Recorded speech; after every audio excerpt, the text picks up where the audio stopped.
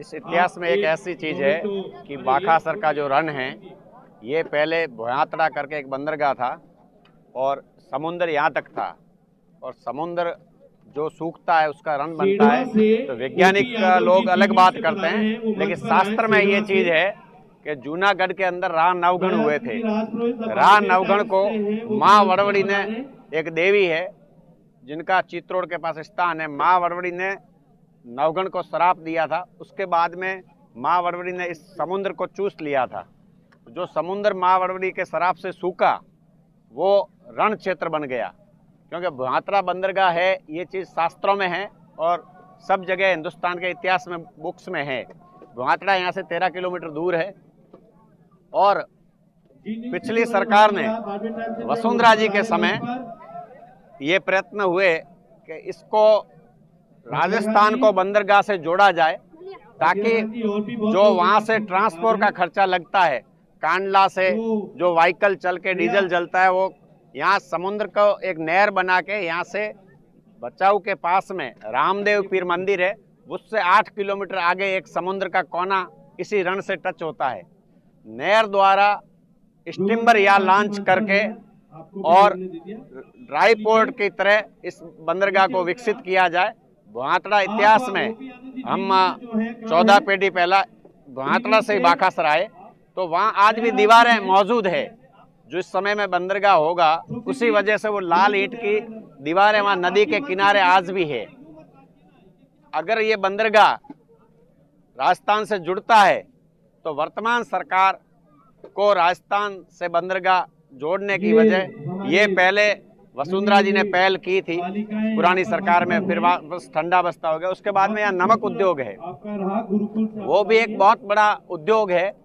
जो ये पूरी लैंड है, जब ये वसुंधरा जी की सरकार में नरपत सिंह जी राजवी उद्योग मंत्री थे राजस्थान सरकार में, तो उस समय वहाँ से सॉल्ट कमिश्नर को लेके आए और यहाँ पे भावनगर गुजरात के अंदर जो रिसर्च सेंटर है नमक का, यहाँ से सैंपलिंग लिया गया। उस समय गंगाराम जी यहाँ विधायक थे, तो मैंने गंगाराम साहब को बताया, साहब एक बहुत बड़ा रण यहाँ पड़ा है और नमक उद्योग गुजरात में इतना विकसित हो रहा है, गुजरात सरकार इतना पैसा ये कमा रही है, तो राजस्थान में सबसे अच्छी किस्म का नमक यहाँ बन सकता है, नावा से भी अच्छा।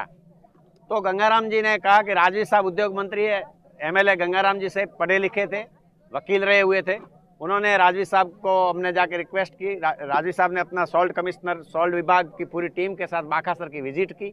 यहाँ 8 ट्यूबवेल बने और अच्छी क्वालिटी का नंबर 1 का नमक का पानी लिया गया, सैंपल पास हुआ। लेकिन सबसे बड़ी दिक्कत उस समय हमारे बीच में ये आई कि यहाँ से ट्रांसपोर्ट इसको कैसे करेंगे, इस नमक को हम मार्केट तक कैसे ले जाएंगे।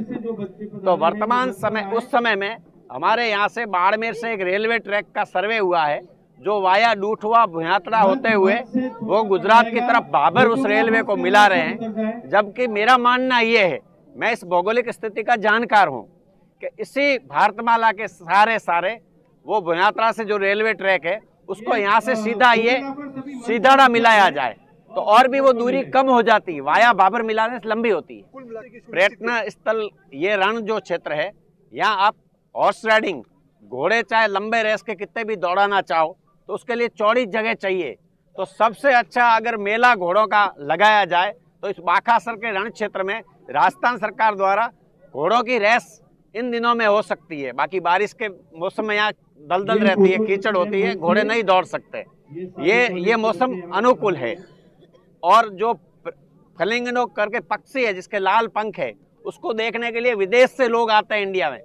और यहाँ से 2 किलोमीटर आगे एक नदी चल रही है, वहाँ पे आप कभी भी दिन में आप आइए, देखिए वो लाल पंख के पंछी, पहले वो पक्षी थे वो समुद्र के किनारे रहते थे और वो यहाँ से पानी भरा जाता था।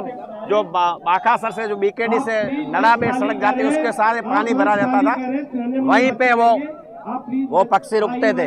लेकिन अभी वर्तमान समय में यहाँ भेड़बंदी पालाबंदी का काम हुआ है, उसकी वजह से वहाँ पानी भरा है। उसके अंदर 2 किलोमीटर पीछे एक नदी चल रही है, उसके सारे वो आपको फ्लिंगो पक्षी देखने को मिलेंगे। सर्दियों में यहाँ साइबेरिया से एक तिलोर करके भी पक्षी है, वो भी इधर आता है और ये टूरिज्म की वजह से आप जैसे जैसलमेर सम में जाते हैं, वहाँ गुजरात के टूरिज्म पूरा उधर चला जा रहा है। लेकिन बात ये है, टूरिज्म को 600 किलोमीटर आना जाना कम होगा, तो यहाँ से यहाँ सामने एक बेट आपको दिखता है, वो बेट सम और खूड़ी के दोनों जैसे बेट यहाँ है। तो उससे ये जो भारतमाला रोड है, ये भारतमाला रोड कभी बनने वाली नहीं थी, लेकिन बाड़मेर ब्रॉडगेज जो बनी और ये भारतमाला रोड बनी, उसकी देन ही एक भारत के वित्त मंत्री जसवंत सिंह जी भारत सरकार अटल जी की सरकार में बने। उस समय में ये रक्षा बजट में से भारतमाला रोड का सैंक्शन हुआ। हमारी सरकार से यही मांग है कि बाकासर को टूरिज्म का सबसे ज्यादा महत्व मिले और गुजरात का टूरिज्म यहाँ से जामनगर, यहाँ से द्वारिका और यहाँ से सोमनाथ, जो बाकासर से सबसे नजदीक है, जो जैसलमेर बीकानेर का ट्रैफिक है, वो वाया बाकासर डाइवर्ट होगा और पूरा टूरिज्म जो जोधपुर जैसलमेर देखने जाएंगे वो ये पक्षी और फ्लेमिंगो देख के जाएंगे।